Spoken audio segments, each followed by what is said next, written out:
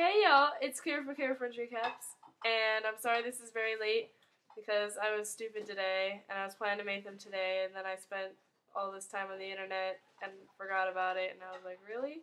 But now I'm gonna make it, so yeah. This episode was season 3, episode 17, called Stowaway.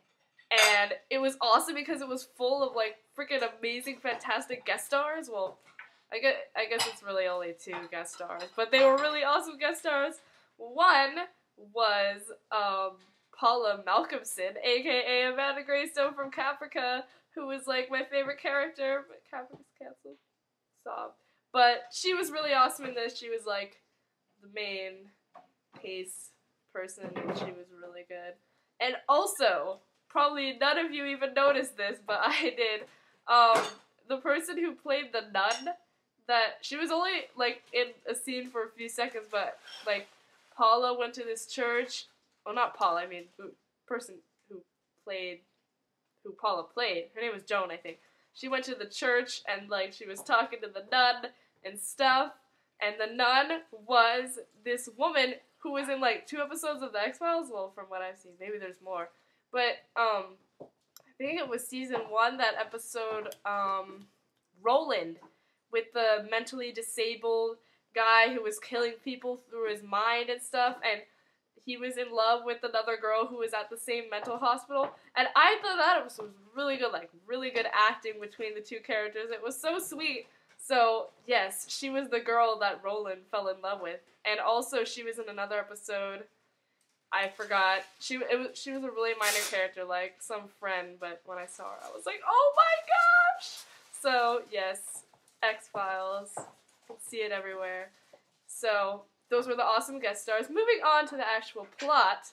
Okay, I think all of the actors deserve, like, Emmys just for keeping a straight face in this episode, because, oh my gosh, Anna Torv's old man voice is the most hilarious thing ever, where she's, like, being William, oh my gosh, it's the best. She's so awesome. Like, how many roles has she played in this show? I can't even count. Like, it's crazy. So, yes, awesome Anna Torv acting. And, so it was basically about this woman named Joan, played by Paula Malcolmson. And, she, like, it first shows her and she's trying to, like, keep this guy from committing suicide.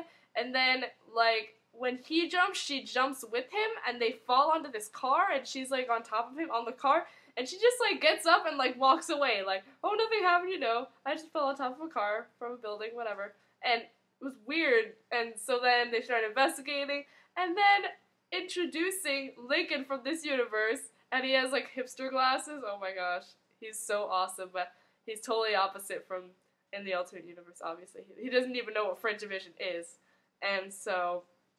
yes. So Lincoln helps out, but he's very, like, weirded out by the whole Fringe division and stuff. And, they, like, think that she's kind of like a soul vampire, which sounds really, really strange, but, like, when she dies with them, she, like, takes their souls with her so she can't die. And they're thinking that she's trying to get them to commit suicide so she can get their souls and stuff. But it turns out that she actually wants to die, because she's like a suicide hotline person, and she's like the best one they have, and she's really good at helping people, like, you know, save themselves from suicide. But so they're wondering, like, so why would she, like, save all these lives if she really wants them to die because she wants to steal their souls or whatever? But she was struck by lightning twice and all this stuff, and she can't die, so she keeps trying to, you know, kill herself, but it won't work. That's like when she fell on top of the car, like she was trying to die, and then so she tries to figure out like some way to die, obviously, and the last way that she thinks she can die is to die with a bunch of people, because she goes to this guy who's about to commit suicide, and she's talking to him, and he's like, yeah, I have a bomb on this train, and he tells her like exactly where it is, like even the seat number, and he's like, you have to save those people, and then he shoots himself, and I'm just like, no. But, so he shoots himself, and then, she goes to the train, and she gets the duffel bag that has the bomb in it, so she's gonna die, and so she thinks she's gonna die because she's, like, you know, with all the people, and the bomb will kill a bunch of people, so maybe it'll kill her along with it.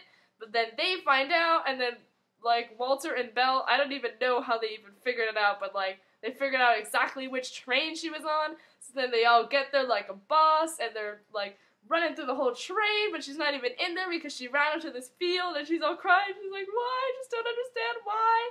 And then she starts walking away from the bomb, then they see the explosion, and then they walk out there, and then her body is lying there, and she's dead. So I guess she finally got her wish, but it's pretty sad. So, yeah, that was that episode. Hopefully we get to see Lincoln again. A lot of people are actually, like, crack shipping him with Peter, which is kind of hilarious. Yeah. So, there you go. Oh, my camera's being stupid. Hello? There we go. Okay. So, definitely watch next week's episode. The ratings have been going down, so please watch it live. Don't DVR it. Watch it live if you can. I know everyone wants to go out on Friday night, but, you know, if you don't have any plans, just watch some Fringe. And the next episode looks, like, really freaking scary. Because, like... 9 o'clock.